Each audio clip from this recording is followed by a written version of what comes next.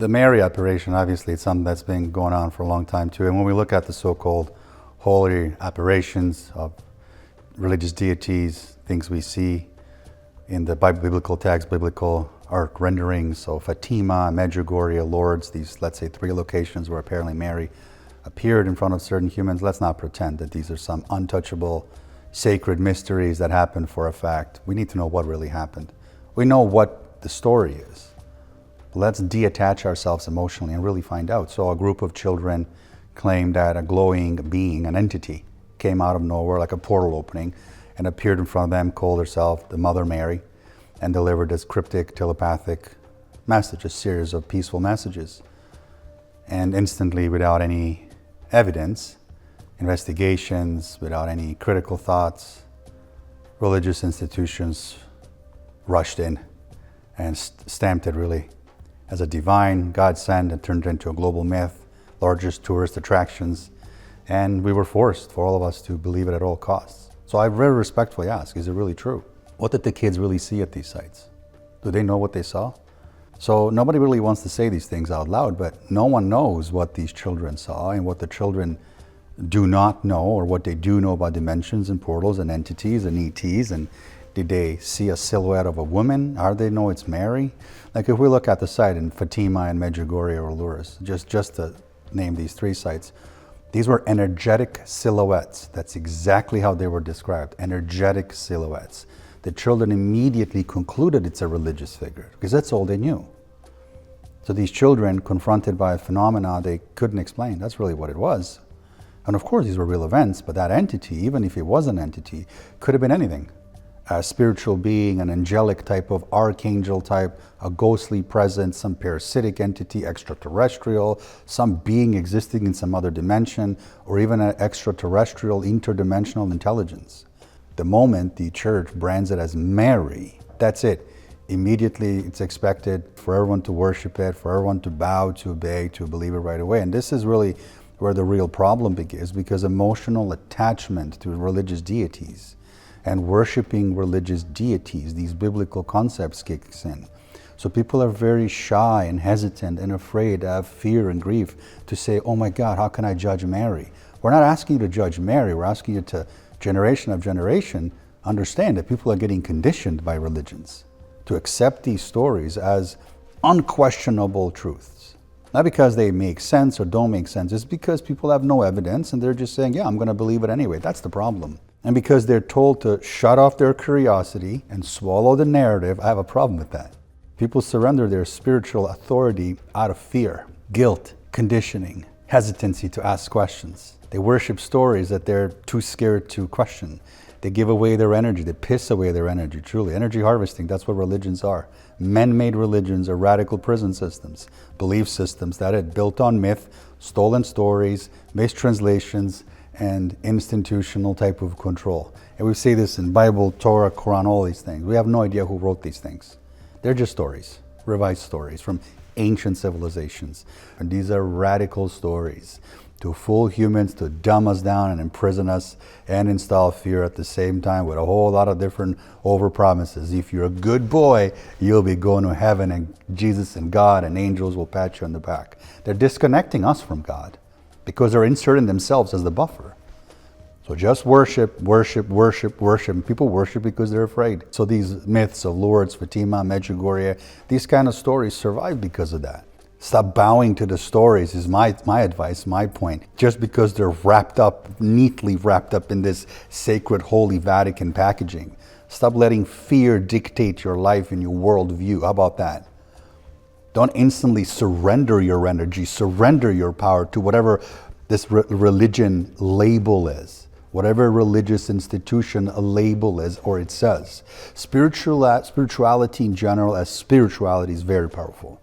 Kundalini, very powerful. Channeling, very powerful. Consciousness, very powerful. There's a God within us. Chakra point system, vortex points of energy in all of us, very powerful. Soul and communication with our souls, absolutely extremely powerful. Awakening chakras, Kundalini, all powerful. Yes, yes. Enabling telepathy, psychic networks, telekinesis, very powerful. But blindly worshiping some deity because some book says so, it's actual robbing yourself of an opportunity to be truly powerful. So let's get back to these sites. So 1917, Virgin Mary, referred to the Our Lady of the Rosary, appeared 6 times to 3 children. They were taking care of sheep. So Francesco, Jacinta, and Lucia, and near this village of Fatima. Fatima is located in Portugal. And this was approximately on the 13th day of this particular month. And it happened throughout the summer till about October of 1917. It ended at that point. And population estimated at that time at this village was like 1,000 people. So this peaceful message by the Mary was told to these children telepathically. Of course, not in a written form. She didn't hand out a note. There was nothing written in the sky. No, she telepathically told the kids. This entity told kids telepathically this. So this 13th, this important number is 13, this miracle of the sun happened where people misunderstood it as the sun blown up, sun shooting out all these rays. It wasn't. These 3 kids, Lucia, Francesco, and Jacinta, were told on this day there will be a glow in the sun. And the prophecy itself was that this Virgin Mary, referred to as the Our Lady of Fatima, would appear and perform miracles that day. And it's always the miracles. That story gets changed. Nothing was promised to be miracled that day. What was promised is that light will appear in the sky. What happened was an extraterrestrial group responsible for this particular ET contact with these 3 kids, a humanoid female, stated this event so to promote peace, to promote love, to promote end of the World War I. And the lights did appear in the sky.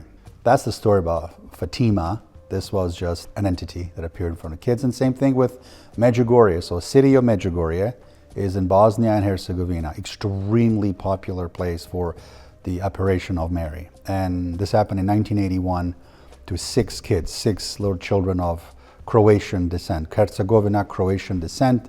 City of Međugorje, a beautiful place, a few hours from Sarajevo, capital city of Bosnia, where 1984 Olympics happened, and just 2 hours away actually from the Bosnian pyramids, where Dr. Semir Osmanagić discovered the Bosnian pyramid called the Bosnian Pyramid of the Sun.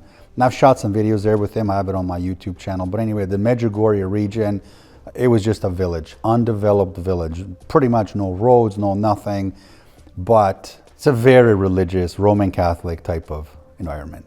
And I've been there and I know people there. Wonderful, wonderful patriots, wonderful people. First apparition happened in 1981. So summer of 1981, June 1981, around 6 or 7 p.m., Ivanka and her friend Mirjana, the 2 little girls, they saw this, what they described as a white silhouette. And exact words, actually, I'll quote, it's shimmering silhouette of a woman in a brilliant white gown. That's all they said. They didn't say Mary. The parents concluded it was Mary. But that's what the children said. That's their actual quote. And then they brought another 2 kids, Milka, I think, who was 13, girl who was 17, Vitska, she was the oldest. And then they saw the apparition and ran down the hill where they were with their sheep. They were taking care of sheep. They went down to the parents to talk to them, and they said, hey, like, we saw this entity, this silhouette.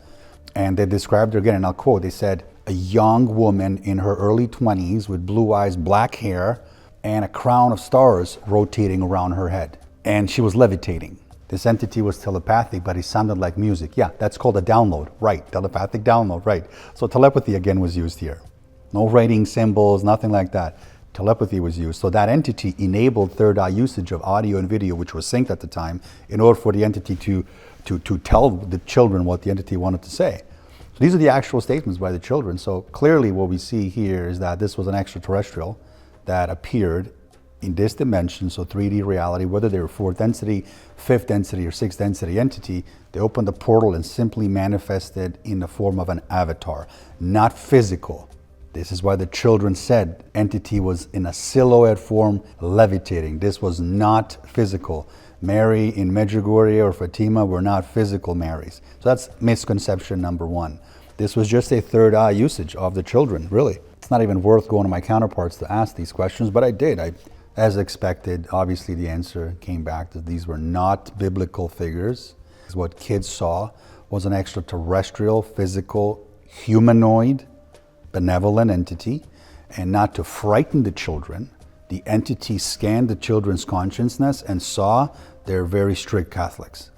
And they knew that there was a safety in Mary because of the church and the religious programming. So that entity appeared as Mary, not to scare the kids and make the kids almost build a little bond right away with them. So do these apparitions exist? Of course they exist. Absolutely exist. From ETs to beings, they're not even physical. They can just manifest as avatar, but not in some ancient religious figures. These are always extraterrestrial beings.